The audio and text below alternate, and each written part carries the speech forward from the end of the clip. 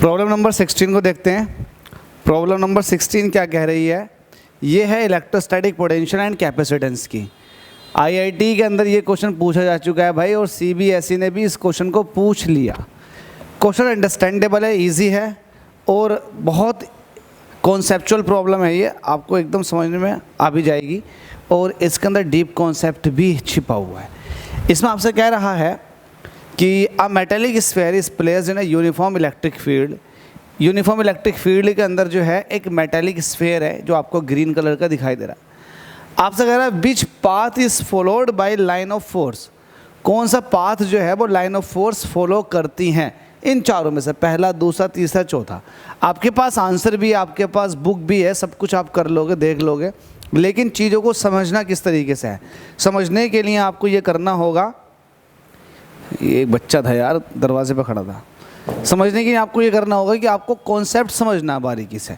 अब एक चीज़ देखो, आपको मैंने एक चीज़ बता रही है कि अगर आपके पास कोई मेटेलिक स्फीयर है तो इलेक्ट्रिक फील्ड लाइन सरफेस के परपेंडिकुलर आती हैं। हमेशा इलेक्ट्रिक फील्ड लाइन सरफेस के परपेंडिकुलर आती हैं।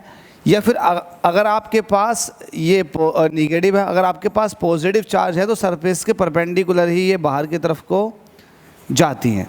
तो सरफेस के परपेंडिकुलर बाहर की तरफ को जाती हैं और सरफेस के परपेंडिकुलर ही अंदर की तरफ को आती हैं अगर चार्ज निगेटिव है तो।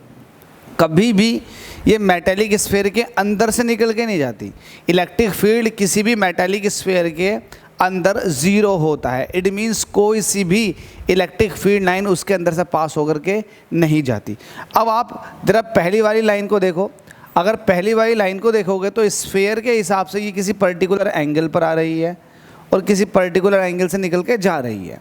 तो इसका मतलब सरफेस के परपेंडिकुलर तो ये हुई नहीं। जब सरफेस के परपेंडिकुलर नहीं हुई तो ये वाली लाइन नहीं हो सकती। जब दूसरी वाली लाइन को देखें, दूसरी वाली लाइन को भी अगर आप देखेंगे तो देखो सरफेस के परपेंडिकुलर ये भी नहीं है और ये मेटेलिक स्फीयर के अंदर चली गई। अंदर जाने वाली लाइन, पहली बात, मेटेलिक स्फीयर के अंदर कोई भी इलेक्ट्रिक फील्ड लाइन पास नहीं होती है, ठीक है, तो ये भी गलत हो जाएगा। सिमिलरली तीसरा वाले भी गलत हो जाएगा क्योंकि ये लाइन भी अंदर की तरफ को निकल कर जा रही है। अगर आप चौथी वाली लाइन को देखोगे तो चौथी वाली लाइन जो है वो सरफेस के परपेंडिकुलर आ रही है और सरफेस के परपेंडिकुलर जा भी रही है और अंदर भी नहीं है। तो इसका मतलब आपके पास ये जो चौथा वाला पाथ है ये बिल्कुल करेक्ट हो जाएगा। तो ये पाथ 4 इसका आंसर होगा। आपसे पूछा था कि कौन सा सही होगा, तो path 4 is the correct answer. This is because line of force start and normally at the surface of a conductor and do not exist inside it।